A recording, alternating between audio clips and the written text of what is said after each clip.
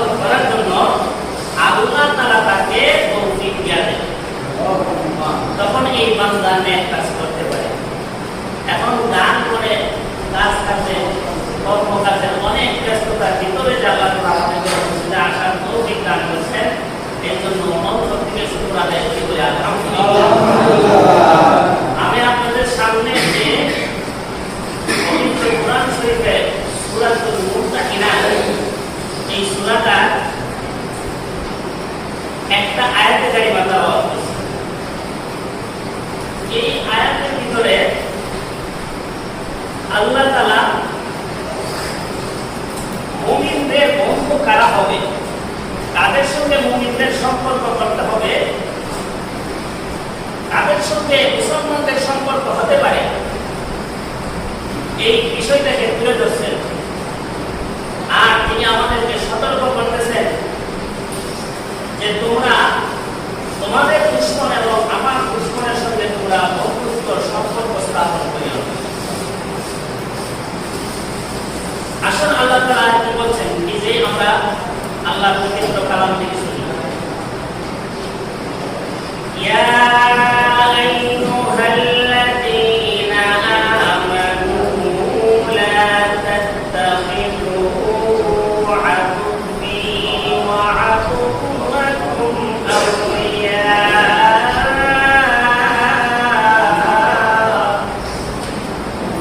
ইয়া আইয়ুহাল্লাযীনা আমানু হে ঈমানদাররা লা তাত্তাখিযু আদুওয়ি তোমরা আমার দুশমনকে ওয়া আদুওয়াকুম এবং তোমাদের দুশমনকে আউলিয়া বন্ধু হিসাবে গ্রহণ করো।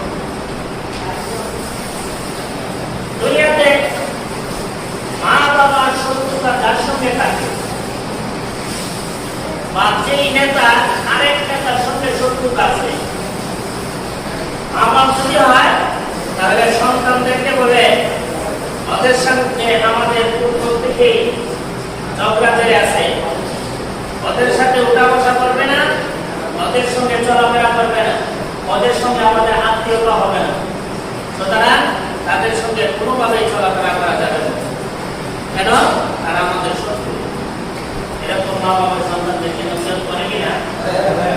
নেতা যদি হয় তো বলে ও বিএনপি করে, আমরা জন্মসূত্রে আওয়ামী লীগ, বাপদাদা সব আওয়ামী লীগ করে গেছে, ওই বিএনপির লোকের সাথে উঠা বসা করবি না।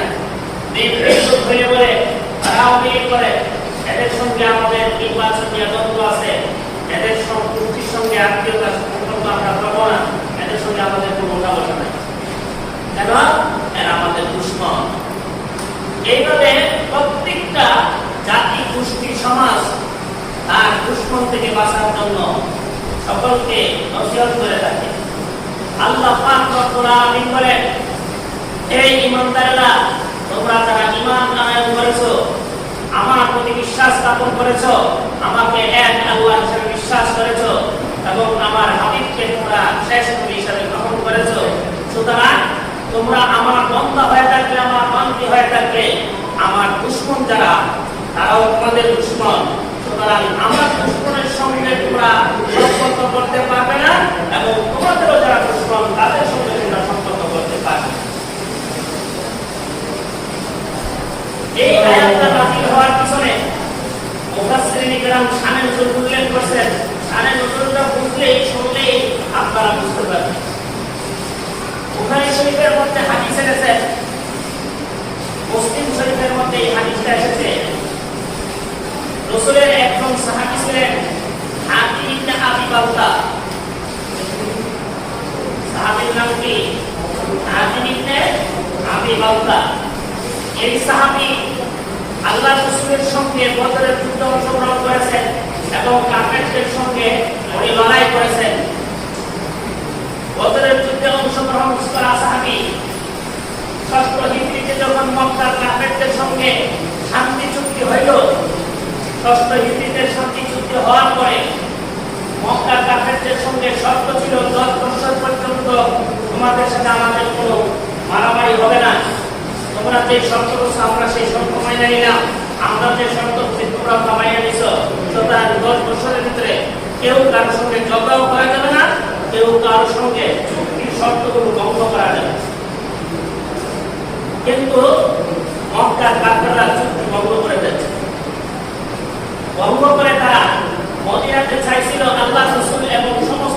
মুসলমানদেরকে একসাথে হামলা করে হত্যা করে দেওয়ার জন্য। আল্লাহ রাসূল সাহাবীদেরকে নিয়ে তাদেরকে প্রতিহত করলেন, উপযুক্ত তাদেরকে শাস্তি শিক্ষা দিলেন। দেওয়ার পরে মক্কার কাফেররা দুর্বল হয়ে তারা বিভিন্ন ষড়যন্ত্র বুঝতেছিল। ষড়যন্ত্র বুঝতে গিয়ে তারা অনেকগুলো চুক্তি ভঙ্গ করেছে। এই জন্য আল্লাহ রাসূল সাল্লাল্লাহু আলাইহি সাল্লাম সাহাবীদেরকে নিয়ে একটা পরামর্শ করলেন যে সাহাবীরা এরা বারবার চুক্তি ভঙ্গ করতেছে, আমরা চাই শান্তির বাণী, আমরা চাই পৃথিবীতে শান্তিতে বসবাস করার জন্য। এদের পক্ষ থেকে কঠিন কঠিন শর্ত দেওয়া হয়েছে, সেই শর্ত আমরা মেনে চলতেছি, কিন্তু তারা আমাদের প্রতিশ্রুতি দেওয়া যে শর্ত এগুলো তারা মানতেছে না, তারা লঙ্ঘন করতেছে। সুতরাং তাদের সঙ্গে একটা চূড়ান্ত লড়াইয়ের জন্য আমাদের প্রস্তুতি নিতে হবে।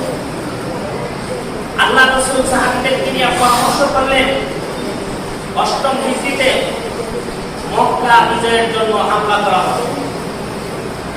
বিশাল প্ল্যান আল্লাহ রাসূল যখন দিলেন পরামর্শ সাপেক্ষে, এই পরামর্শের কথা, গোপন বৈঠকের কথা রাসূল নিষেধ করে দিলেন, কারো কাছে বলতে পারবে না। বিশেষ বিশেষ সাহাবীরাই শুধু সেই পরামর্শ দিয়েছিল। সেই সাহাবীদের মধ্যে আতিক ইবনে আবি বাকর রাদিয়াল্লাহু তাআলা তিনিও ছিলেন। তিনার বাড়ি ছিল ইয়ামানে। উনি মক্কাতে স্থায়ীভাবে বসবাস শুরু করেছিলেন হযরত উসমান রাদিয়াল্লাহু তাআলা তত্ত্বাবধানে, ওনার নিরাপত্তায়। যেহেতু ওনার মক্কাতে না ইয়ামানে, ইয়ামান থেকে তিনি ছাইরা হযরত উসমান রাদিয়াল্লাহু তাআলার সঙ্গে তার বন্ধুত্ব ছিল। বন্ধুত্বের সাথে উসমান সেই মক্কাতে জায়গা দিয়েছে থাকার জন্য, বাড়িঘর সেখানে করছে, কিন্তু তার গোষ্ঠী আত্মীয়স্বজন সেখানে নেই। না থাকার কারণে আতিক ইবনে আবি বাকর হিজরত করে মদিনাতে চলে আসেন। আয়েশা আল্লাহর রাসূলের সঙ্গে যুদ্ধ সমস্ত ইবাদতে রাসূলের সঙ্গে অংশগ্রহণ করছে। সেই আতিক ইবনে আবি বাকর সেই মজলিসে ছিলেন পরামর্শ সভাতে।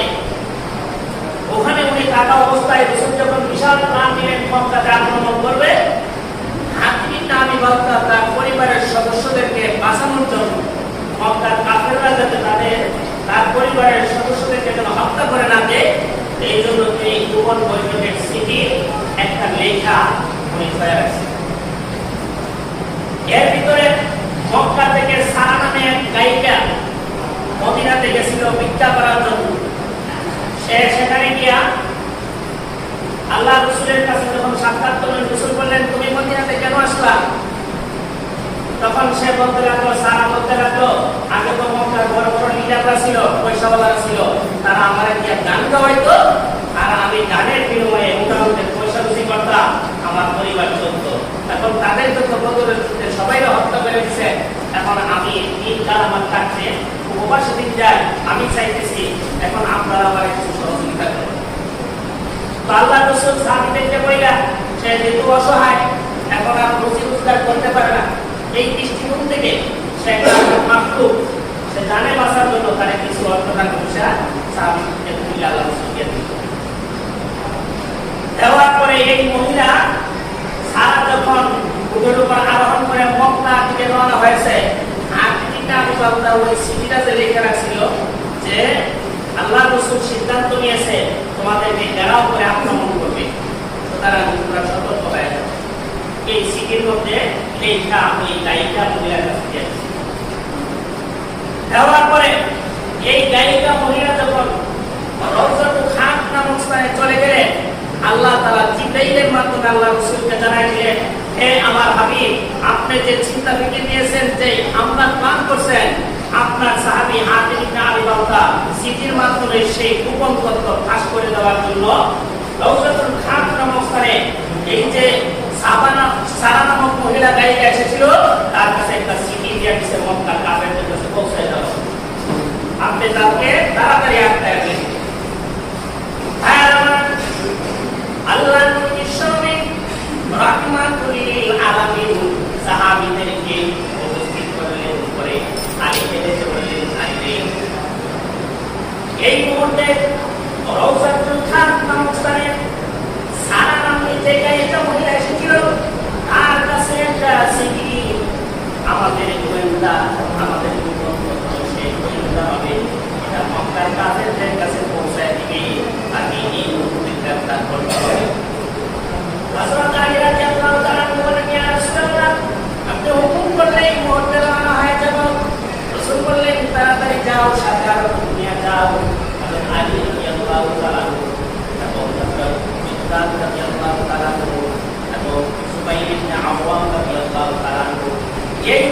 সাহাবী একসাথে ঘোড়ার উপরে আরোহণ করে দ্রুত বেগে চলে গেলেন রওজাতুল খান নামক স্থানে গিয়ে সারা নবী সেই গায়িকা মহিলাকে পেয়ে বসলেন। তারপরে তার বুকে থামায়া বসায় দিলেন, বসায় বললেন, তোমার কাছে যে চিঠিটা আছে ওই চিঠিটা এখন আমাদেরকে দিয়ে দিতে হবে। তখন এই গায়িকা মহিলা বলতে লাগলো, আমার কাছে কোনো চিঠি নাই, আমার কাছে কোনো ধরনের তত্ত্বের কোনো চিঠি নাই, আমাকে অতটা হয়রানি করে না, তারা মুসলমান অতটা হয়রানি করো। আলী রাদিয়াল্লাহু তাআলা বলেন, হযরত মিকদাদ বলেন, আলী রে মনে হয় তার কাছে নাই, অতটা তাকে চাপ সৃষ্টি করে লাভ নাই। তখন আলী বললেন, আল্লাহর কসম করে বলি, আল্লাহ এবং তার রাসূলের কথা মিথ্যা হইতে পারে না। তখন আলী রাদিয়াল্লাহু তাআলা বললেন, এই সারা তুই এই মুহূর্তে চিঠিটা বের করে দে, আর না হয়তো তোকে কি বছর পরে আমরা তোর পুরো শরীর চেক করবো। তখন সে বছর পরে মুসলমান করবে না কি লজ্জা শরম আছে, তুমি যেইভাবে কথা বলতেছো আমার একটু সমস্যার উপর আক্রমণ করতে চাইতেছো, এইগুলো তোমাদেরকে শিক্ষা দেওয়া হয়। তখন আলী বললেন, আল্লাহর রাসূলের কথা মিথ্যা নয়, আল্লাহর কথা মিথ্যা নয়, তুই মিথ্যা কথা বলতেছিস। মুসলমানদের সর্বভৌমত্ব রক্ষা করার জন্য, মুসলমানদের বিশাল এক সফলতাকে রক্ষা করার জন্য তোকে যে পূর্ণ করতে হয়, এই আলী ইবাদত করবে না, সেটা করে দেখা হবে। যতক্ষণ বিধান হালাল না হারাম সেটা পরে যাচাই করা হবে। সিটি বের করে দেয়, না হলে তোকে এখনই বিশ্বস্ত করে ফেলবো। তখন ওই সারা নামী গায়িকা মহিলা চিঠিটা বের করে আলী রাদিয়াল্লাহু তাআলা আনহুর কাছে দিলেন। এক বর্ণনায় আছে তার চুলের মুখার ভিতর থেকে বের করে দিলেন, আরেক বর্ণনায় আছে তার এই পাজামা নিয়ারের ভিতরে, এই পাজামার কোমরের ভিতরে সে চিঠিটা লুকায় রাখছিল, সেখান থেকে বের করে দিল। যাওয়ার পরে আল্লাহর রাসূলের কাছে এই চিঠি নিয়ে সাহাবী চলে দিলেন। যাওয়ার পরে আল্লাহর রাসূল চিঠি করে দেখে হাতিব ইবনে আবি বালতার পক্ষ থেকে এই চিঠি মক্কার কাফেরদের কাছে পৌঁছানো হচ্ছে। রাসূল হাতিব ইবনে আবি বালতাকে বললেন, হে হাতিব ইবনে আবি বালতা, এই চিঠি তুমি কেমন করে আমাদের উপস্থিত প্রকাশ করে দিতে চাইলে এই মক্কার কাফেরদের কাছে? তোমার বড় ভাই ইয়া রাসূলুল্লাহ, আমাকে অনুমতি দেন, আমি এই মুনাফিকের কথা তার শরীর থেকে আলাদা করে দেই।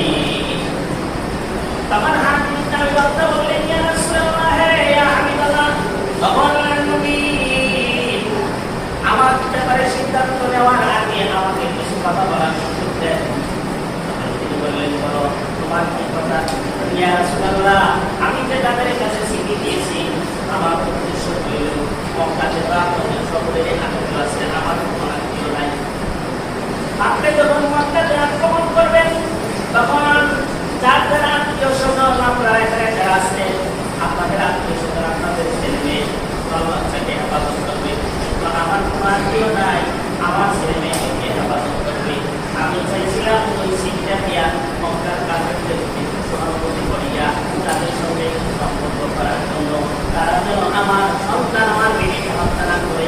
আরেকটা কারণ হইল, আপনি তো মক্কাতে আক্রমণ করবেন, আপনার বিজয় মহান আল্লাহ সুনিশ্চিত করে দিয়েছেন, এতে আপনার কোনো পরাজয় হওয়ার সম্ভাবনা নাই। এই জন্য আমি এই তথ্যটা প্রকাশ করে তাদের সঙ্গে সম্পর্ক করতে চাই। আল্লাহ রাসূল বলেন, সাদাতটা, তুমি সত্য কথা বলেছ। হযরত ওমর বলেন, ইয়া রাসূলুল্লাহ, এই করা যায় না, আমাকে অনুমতি দেন, আমি তার শরীর থেকে মাথা আলাদা করে দেই। এই মুনাফিককে সে আমাদের ভক্ত কেন তাদের কাছে ধর্ম করলো? এই কথা বলার পর আল্লাহ রাসূল বলেন, হে ওমর, তুমি কি জানো না হাতিব ইবনে আবি বালতা হইল বদরের যুদ্ধে অংশগ্রহণ করা সাহাবী। আল্লাহ তাআলা বদরের যুদ্ধে অংশগ্রহণ করা সাহাবীদের সম্পর্কে বলেছেন, তোমাদের যত মনে চায়, তোমাদের দ্বারা যত অন্যায় অপরাধ হয়ে যাবে, আমি আল্লাহ চিরস্থায়ীভাবে সব ক্ষমা করে দিলাম। কিন্তু আমার মুসলমান হওয়া সত্ত্বেও, বড় সাহাবী হওয়া সত্ত্বেও গোপন তথ্য যে প্রকাশ করে দিলেন, এটাকে আল্লাহ তারা পছন্দ করে নাই। কিন্তু হাতিব ইবনে আবি বালতার এই অপরাধ আল্লাহ রাসূল ক্ষমা করে দিলেন, আল্লাহ ক্ষমা করে দিলেন। এবং ক্ষমা করার পরে আল্লাহ তারা এই ধরনের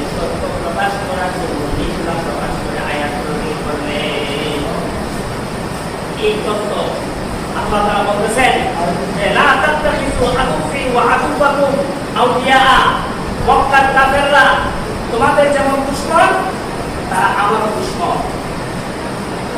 এই ইসরায়েলের ইহুদিরা তারা যেমন আল্লাহর দুশমন তারা আমাদেরও দুশমন। তারা যেমন আমাদের দুশমন, তারা যেমন আল্লাহর দুশমন, তারা গোটা বিশ্বের মুসলমানদের দুশমন, তারা মানবতার দুশমন। সুতরাং তাদের সঙ্গে যারা গোপনে তথ্য সরবরাহ করে, ইরান যখন তাদের উপর হামলা করতে চেয়েছিল, শক্তিশালী হামলা করেছিল, এর আগে সৌদির বাদশা এবং দুবাইয়ের বাদশা জর্দানের বাদশার কাছে বলেছিল যে আমরা হামলা করব, এই বিষয়টা তোমাদেরকে অবগত করাই, কেন তোমরা আমরা মুসলিম ভাই, সুতরাং তোমরা আমাদের সাথে থাকবে, আমাদেরকে উৎসাহ প্রদান করবে।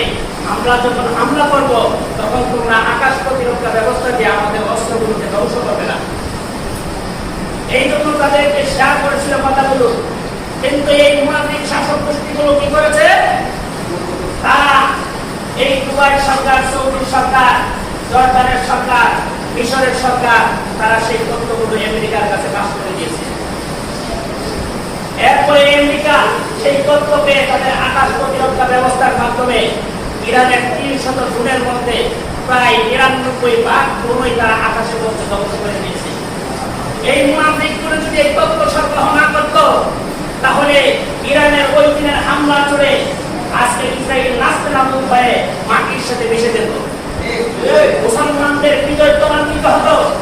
আজকে ফিলিস্তিনের মুসলমানরা বুকটান দিয়ে সাহস করে ইহুদিদেরকে বলতে পারত তাদের ধ্বংস দিচ্ছে, মুসলমানদের সঙ্গে তাদের লড়াই, চূড়ান্ত লড়াই হবে। এই জমিন মুসলমানদের জমিন, এই জমিন নবীদের জমিন, এই ফিলিস্তিনের জমিন ইব্রাহিমের জমিন, এই জমিন হযরত মুসার জমিন, এই জমিন হযরত ঈসা আলাইহিস সালামের জমিন। এই জমিনে কোনো ইহুদিত্বের স্থায়ী হবে না। আর এই মুসলমানদের বিজয় ওই দিনই নিশ্চিত হয়ে যেত। কিন্তু এই মুনাফিক শাসকগুলো তাদেরকে তথ্য সরবরাহ করেছে। এই জন্য আল্লাহ পাক বলছেন, যুগে যুগে এইরকম মুনাফিক থাকবে, এইরকম তথ্য সরবরাহকারী থাকবে। মুনাফিকদেরকে চিহ্নিত করে তোমরা তোমাদের বিজয় নিশ্চিত করতে হবে। তোমরা ওই সমস্ত দুশমনদেরকে, মুনাফিকদেরকে তোমাদের বন্ধু বানাবে না। কেন? তারা আমার দুশমন এবং তোমাদের দুশমন। এই তথাকথিত বাংলাদেশে কিছু নামধারী মুসলমান আছে যারা ভারতের এজেন্ডা বাস্তবায়ন করে, যারা ভারতকে প্রভু মনে করে, ভারতের পায়ে সালাম করে, আর মুসলমানদের সঙ্গে এসে উঠা বসা করে, মুসলমানদের সঙ্গে বন্ধুত্ব দেখায়। তারা হইল মুসলমানদের চিরশত্রু, মুসলমানদের শত্রু। কিছু প্রশাসনের লোক আছে আলেমদের সঙ্গে উঠা বসা করে। আজকে শীর্ষস্থানীয় বড় বড় কয়েকজন আলেমকে তাদের সঙ্গে উঠা বসা করে গোপন তত্ত্বগুলো সরবরাহ করে আলেমদের জেলের ভাত খাওয়ায়। এজন্য মুসলমান সমাজে আজকে ভারতের পক্ষ থেকে ষড়যন্ত্র চলতেছে যে ভারতের যুবকদেরকে এবং বাংলাদেশের হিন্দু যুবকদেরকে উৎসাহ দেওয়া হয়েছে মুসলমান মেয়েদের সঙ্গে গোপনে মুসলিম পরিচয় সম্পর্ক করবে, অথবা তাদের সঙ্গে এইভাবে প্রবল দেবে যে আমি মুসলমান হতে চাই, তোমার সাথে বিবাহ বন্ধনে আবদ্ধ হতে চাই। এইভাবে তাদের সঙ্গে মুসলমানদের সঙ্গে রিলেশন করবে, করার পরে মুসলমান মেয়েদের গর্বে হিন্দুত্ববাদীর সন্তানের দিক দিয়া ভারতে চলে আসবে। ইতিমধ্যে অনেক প্রায় 12,000-এর মধ্যে বাংলাদেশের যুবতী মহিলাদেরকে, কলেজ পড়ুয়া মেয়েদেরকে ভারতে তারা সালাম করে দিয়েছে। এই মেয়েদেরকে নিয়ে তারা পতিতালয়ে ব্যবসা চালাচ্ছে। এই ভারত হলো আমাদের চিরতর শত্রু। যারা ভারতকে বন্ধু মনে করবে, আল্লাহ পাক বলছেন বিধর্মীরা আমাদের দুশমন, এই হিন্দুরা আমাদের দুশমন, খ্রিস্টানরা আমাদের দুশমন, ইহুদিরা আমাদের দুশমন, বুদ্ধরা আমাদের দুশমন। এই দুশমনদেরকে বন্ধুরূপে গ্রহণ করা যাবে না। যতদিন পর্যন্ত আমরা এই ভারত নামক দুশমন থেকে আমরা নিজেদেরকে মুসলিম এক করে একত্রিত না হতে পারবো, যতক্ষণ পর্যন্ত মুসলিম মুসলিম বন্ধুত্ব না হতে পারবে, ততদিন পর্যন্ত বাংলাদেশের স্বাধীনতার যে মূল লক্ষ্য উদ্দেশ্য সেটা মুসলমানের এই বাংলার মধ্যে প্রতিষ্ঠিত হবে না। এই জন্য আমাদের সমাজে যদি কোনো হিন্দু ছেলে মুসলমান মেয়ের সঙ্গে রিলেশন করে আর ধরা খায়, তাহলে তার উত্তম কেটে দিবে। এটাই চূড়ান্ত ফাইসালা।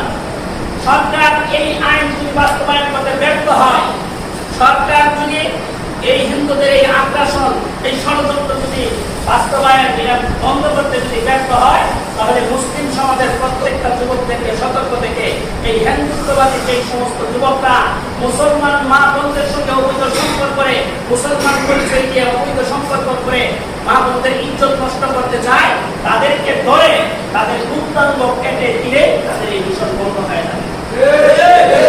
এই জন্য সকলেই সচেতন থাকা, আপনি আপনার পরিবেশে, আপনার সমাজে এইরকম অসভ্য, এরকম ভারতের চালান করা এজেন্ডা যারা বাস্তবায়ন করতে চায়, আমরা আরেকটা মিশন স্মরণ রাখতে হবে, ভারতের কোন পণ্য আমরা ক্রয় করব না।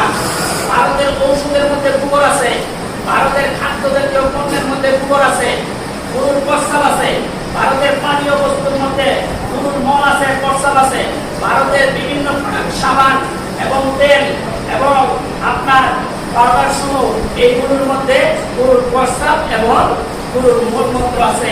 এইগুলো মিশ্রিত করে তারা সারা বিশ্বে সাপ্লাই করতেছে। ইউরোপের অন্তত 10টা রাষ্ট্রের মধ্যে তাদের মশলা এগুলো নিষিদ্ধ ঘোষণা করা হয়েছে। তারা বিভিন্নভাবে পরীক্ষা যাচাই বাছাই করে এইগুলোর মধ্যে গরুর মূত্র, গরুর প্রস্রাব, গরুর পায়খানার মিশ্রণ পেয়েছে, এই জন্য তারা এই পণ্যগুলো নিষিদ্ধ করেছে। আমাদের দ্বিতীয় মিশন হলো ভারতের পণ্য আমাদেরকে বর্জন করতে হবে এবং হিন্দুদের দোকান থেকে আমাদের কেনাকাটা বন্ধ করতে হবে। বাংলাদেশের হিন্দুরা খুব নরম ভাবে চলতেছে, কিন্তু তারা যদি একটু শক্তি হয়ে দাঁড়াতে পারে, আমাদের বুকের উপর পা রেখে তারা চলবে। ভারতে অনেক মুসলমান মানুষরা নিজেদের মুসলিম পরিচয় দিতে পারতেছে না। কেন? তারা হিন্দু মহিলাদের সাদা মালা পরিধান করে তারা রাস্তাতে বের হয়, না হইলে মুসলমান মা ওদেরকে টার্গেট করে তারা তাদের ইজ্জত সম্মান নষ্ট করে। এগুলো থেকে আমরা সচেতন থাকতে হবে। আমরা কোন হিন্দু লোকের সঙ্গে গভীরতা কোন সম্পর্কে যাব না। হিন্দুদের সঙ্গে আমাদের কোন সম্পর্ক নাই। মুসলমান ভাই ভাই একসঙ্গে চলতে চায়, মুসলমান ভাই ভাই একসঙ্গে জিহাদ করতে চায়, মুসলমান ভাই ভাই একসঙ্গে রাষ্ট্রের উন্নত করতে চায়।